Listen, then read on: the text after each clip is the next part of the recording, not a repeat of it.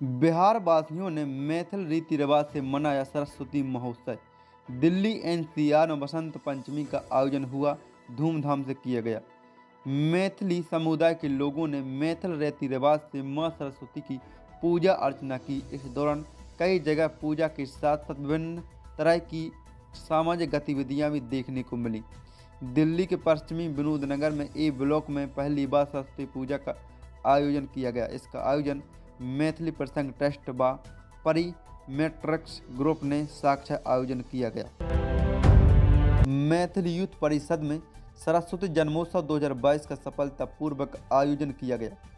आयोजन दिल्ली भर में विभिन्न क्षेत्रों में सफल मैथिलों को भी आमंत्रित किया गया। मुक्ति झा विज्ञानी झा द्वारा बनाए गए मिथिला पेंटिंग का कैलेंडर एवं मुक्ति झा द्वारा बनाए गए मिथिला पेंटिंग में स्मृति चिन्ह से अतिथियों को सम्मानित किया गया।